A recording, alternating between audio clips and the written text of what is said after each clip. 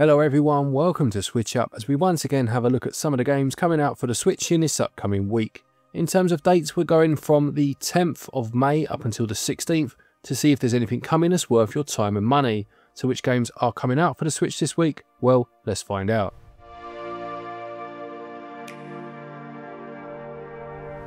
First then we have Labyrinth of the Demon King. This is a first-person dungeon crawler with survival horror elements set against the backdrop of a mythical feudal Japan besieged by demons. It says you'll play as a lone foot soldier embarking on a quest to track down and slay the Demon King who killed your lord. You'll need to arm yourself with both your wits and a select range of weapons from katanas to muskets and bows, and you'll be engaging in brutal, challenging combat according to the blurb. It's done with what it calls a retro, grim art style as you trudge through the dark, twisted corridors of the labyrinth, exploring every nook and cranny for limited resources. I have to say it does look great. I love that art style. It's very reminiscent of the PlayStation era, got a 32-bit look to it, and I also like the premise. It'll be interesting to see if it pulls it all together. It releases on the 13th for £17.99 or your regional equivalent.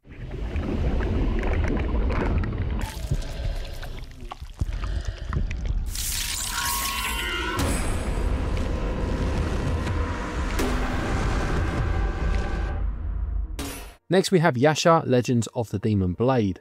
This one's a Japanese-style roguelite RPG set in the Edo period, and the blurb says that the game's main features are a traditional fantasy world and an exhilarating combo-based combat system. The leader of the demons, the nine-tailed fox, has descended upon the earth, leading an army of malevolent spirits to invade the human world. Thus, a journey to exterminate these demons begins, and you'll need to restore peace through the endless cycle of reincarnation and uncover the truth hidden behind the events that unfold. That's as much as the blurb says, but it looks to be an isometric action game with those roguelike elements. I guess similar to something like Hades. It certainly has that look to it in terms of the trailer I've just watched, and it does have a really vibrant art style. This one's out on the 14th and it will cost £26.99 or again your regional equivalent.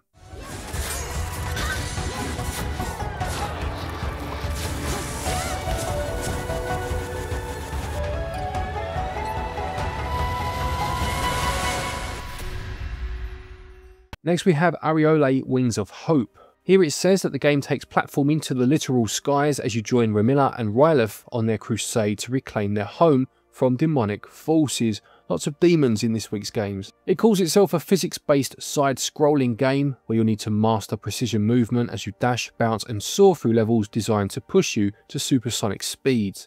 It goes on to say that you'll explore vibrant biomes, each expanding gameplay and mechanics, attempt to discover hidden collectibles and climb the global leaderboards and surpass your limits. £10 this one will cost or your regional equivalent if you're looking to pick it up, and it releases on the 15th of May.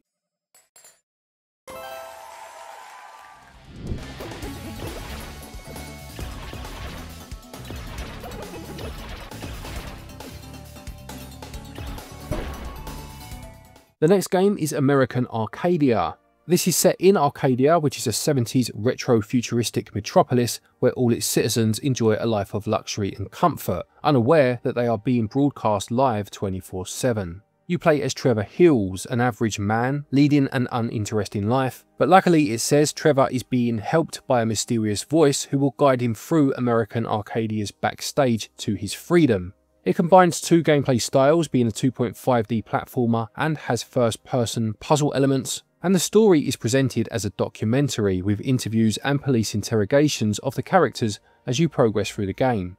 It has a full voice cast with the actors having been in games such as Spider-Man 1 and 2, Prince of Persia: The Sands of Time, Cyberpunk 2077 and Firewatch, and this one is also out on the 15th if you are interested for £16.75.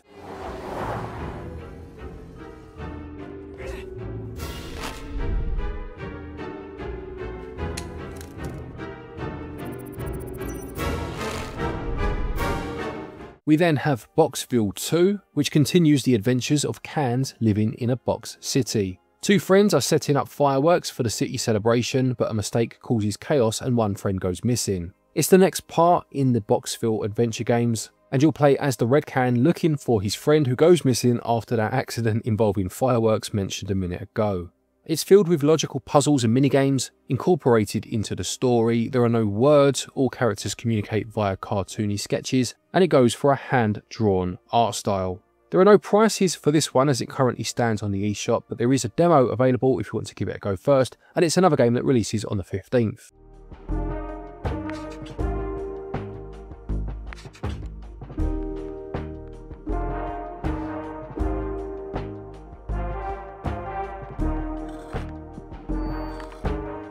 Also this week is Into the Restless Ruins. This is a roguelike deck builder where you create the dungeon you fight through using your deck of cards representing rooms and corridors to grow the labyrinth of the ruins. You'll then auto-battle your way through these, looking to earn favours from the Harvest Maiden, finding relics to trade with the Henwife, and it also includes other characters from Scottish folklore. You can modify your deck by earning the Maiden's favour, and there is some strategy in placing your rooms as you can earn synergies for putting certain places next to each other. It promises endless replayability, with each run offering a new dungeon layout, and you can unlock hidden treasures to shape your journey on each run. This one will cost £12.99 or your regional equivalent when it releases on the 15th, but you can get 10% off of that price up until the 21st.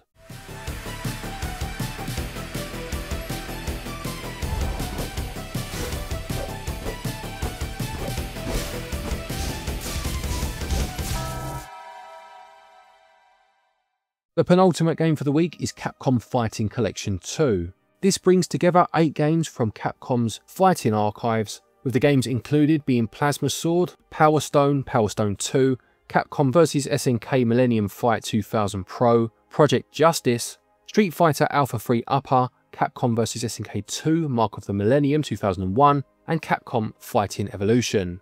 Each game is available to play online, with rollback netcode being used for a smoother experience. There are a number of accessibility options, including one-button specials, and there are also additional features such as over 700 pieces of artwork from across the 8 games and never-before-seen development documents that were used to make the original games. There's also a music feature with over 300 tracks from the games that can be listened to at any time.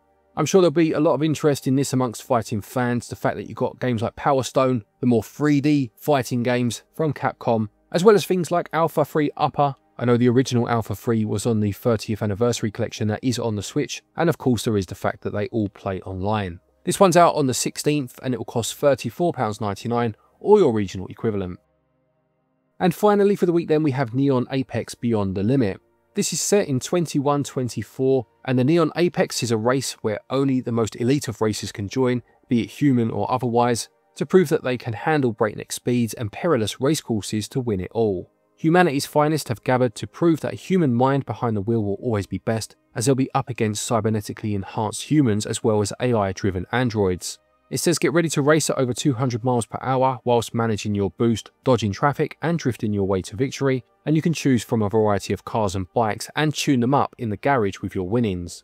You can compete for the fastest time in global leaderboards. It doesn't say a huge amount else in terms of what game modes are included, but I do like that hand-drawn art style. Very stylish indeed.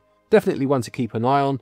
£19.99 or your regional equivalent when it releases on the 16th, but you can get 30% off of that price up until just before launch.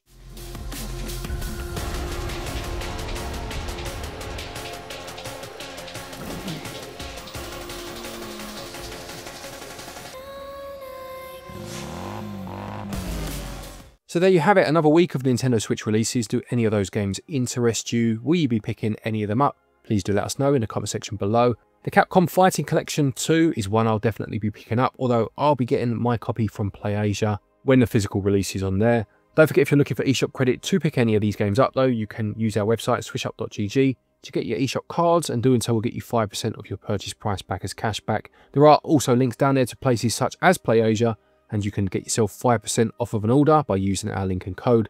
Thank you to our patrons and our channel members for your continued support, and to each and every one of you for watching our videos. Take care, and until next time, happy gaming.